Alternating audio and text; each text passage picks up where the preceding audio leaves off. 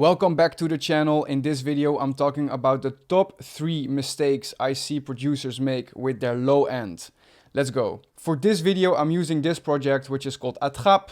It is my latest release on my artist profile, SemiFrench.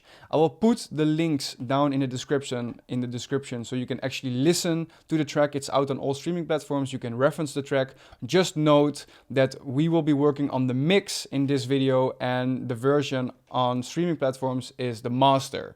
So obviously there is still some processing done to the one that you'll be referencing on streaming platforms, which is not this. So let's go. The first mistake I see a lot of producers make is the balancing of the low end is off. This is a huge thing. It's extremely important. And actually what I see really often is that producers will have the bass too loud in the mix. Now I know it might sound a bit shit. We all love bass. We want the bass to be very, very loud. But the fact is that having your bass too loud in your mix is a real issue. And it can resolve into a bunch of different issues down the line going to the final mix in the master. So let's just have a quick check on what the bass sounds like when it's too loud, or the full low end. So in this case,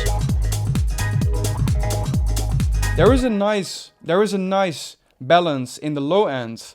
And if I will put the low end up by, like, let's say 2 dB, so let's put it on 5.2.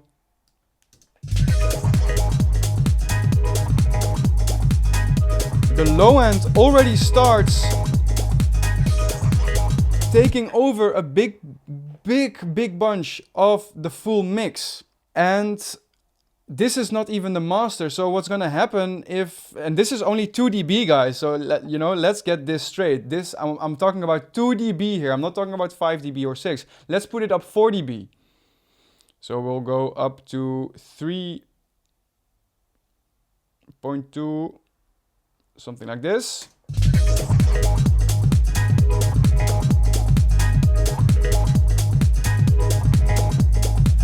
At this point, the bass just really starts to be too loud.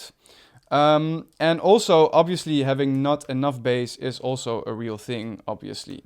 So my advice on this is, first, listen to the reference tracks or the reference artists that you really, really like. And especially when you're talking about the big mainstream artists in house or dance, like Chris Lake, even electronic pop artists like The Weeknd.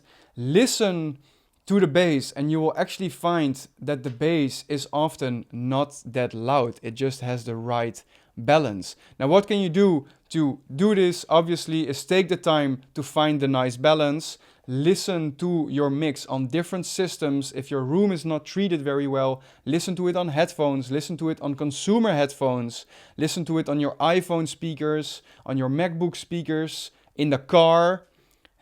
And be realistic. Like, if you think that, okay, the bass is quite loud, just try to take it down a dB or 2, and you'll find that often there will be a lot of new space coming into the track, which will really make the track breathe a lot. Now, in the mix, what I like to do is, first of all, I don't do this all the time, but I group my bass and my kick, basically all the low end stuff, into one group, so that I will just have one fader to control the full group. And I can put some processing on the full group.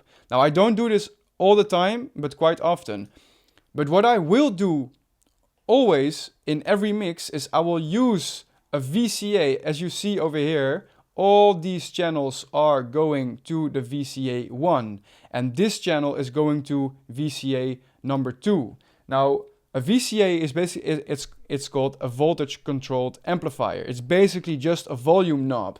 So what I like to do on the VCAs is I will have 2 or maybe 3 VCAs going into the master channel, in which I can control the frequencies of the full mix. So in this case, VCA 2 is dedicated to the low end of the track. So every element that is low end information, or like from low mids to sub, is going to VCA 2.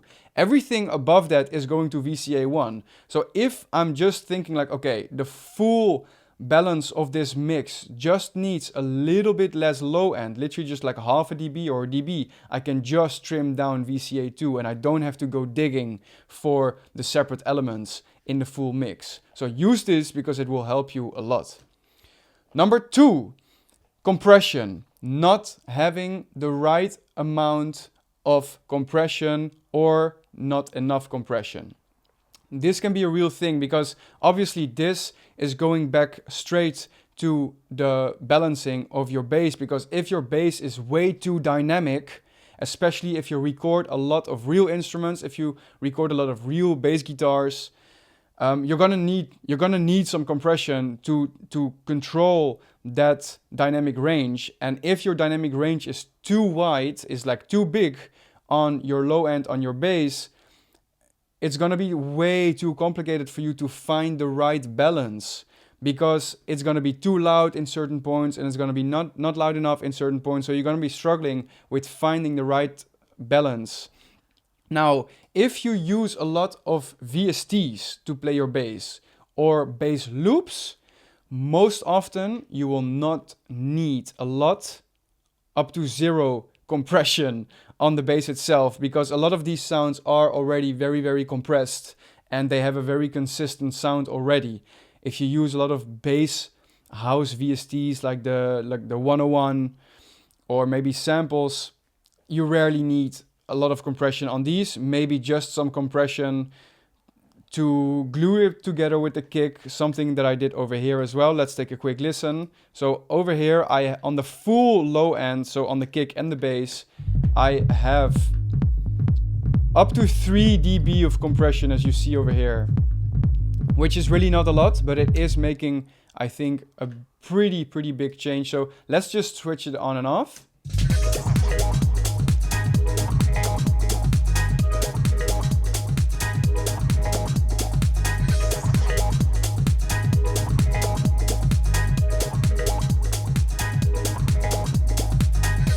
Pretty big change over there. If you listen well to the balance ratio of the kick and the bass, with the compressor off, the kick is just slamming a little bit louder than the bass, and because of the sidechain, the bass just gets buried a little bit too much.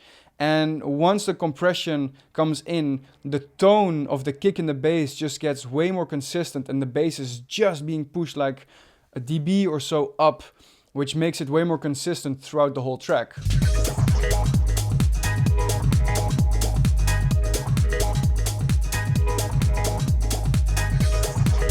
There it is again.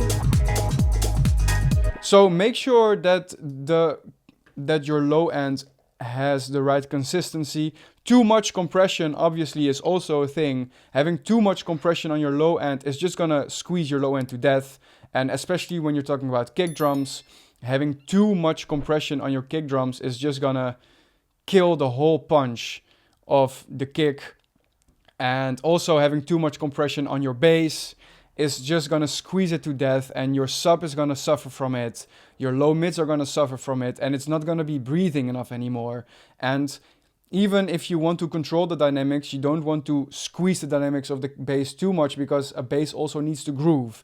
It needs a dB or two to breathe, to have like swing and to have accents on the bass, which really makes it groove. So don't kill your bass with too much compression. And finally is low end elements fighting with each other in the mix. There are gonna be elements in your mix that you maybe need to trim down a little bit on the EQ or on the volume to make some space for the bass or the low end. And in this track, there's a very good example of it in the drums. Let's play the drums and the low end together. Now on the drums, I am trimming down almost 5 dB from the low mids to the low end of the full drum group. So let's see what happens when I take it off.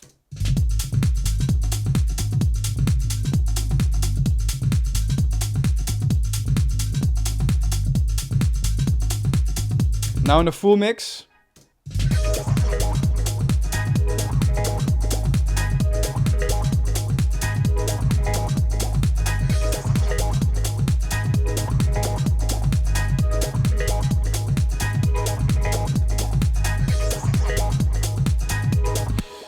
It is just cleaning out a little bit, guys. I'm not filtering over here, but this 4.5 dB does give a real nice extra space to the bass, because if we just put an EQ on the full low end, so let's see. So this is the low end and this is the drums. The shelf that I'm putting over here is exactly in the range of the low end and is just giving a few extra dB of headspace on the final mix bus to the low end of the track. So let's see what I'm doing over here. Over here I'm just with a multiband compressor just trimming down like like 1 dB. When this range of the drum kit is just peaking out a little bit too much, I am just pushing it down a little bit just to give that room to the bass, because by doing this I can prevent putting the bass up too loud. Because if I don't do this, and if I would not have done this, my other response would have probably been putting the bass up by 2 dB. And by putting the bass up 2 dB, I am gonna start covering the full mix with the bass again, and my keys are gonna suffer from it, and my leads are gonna suffer from it. So by trimming down, I don't necessarily need all that low end in the drum kit for this particular track. Let's see over here. I'm also trimming down. Just let's see what. You see, it's just this part. It's just this part. I don't need this. Let's listen to what's over there. If I just put a shelf. I don't need this. I don't necessarily need this to be this loud in the track. And it is, in the end, it is going to fight a bit. Because remember that in the mix bus, it's going through a mastering processor. There is some compression on it. It's going to a limiter, even though it's not really hitting the limiter probably. Oh, it is hitting the limiter, you see. And then it also gets mastered. So this mud, what we call mud over here, is going to be pressed up in the mix. Like on the master channel of the mix and in the master. So it is going to be fighting. And I don't necessarily need to filter it. I don't need to get rid of it, but I just want to control it. Putting it down 4.5 dB can do wonders to give some extra room in this sub range to the kick and the bass, to really have this clean, nice kick and bass sound. Just to quickly recap, the 3 most common mistakes is the balancing of the low end is number 1. Compression or dynamic control of the low end is number 2, and low end elements clashing is number 3. So keep those 3 in mind. So next time you find your low end to be not really sitting yet in the right space, check these 3 things, and I guarantee you, most likely you will find the problem that is going on in your low end. Thank you so much for watching. See you on the next one. Ciao, ciao.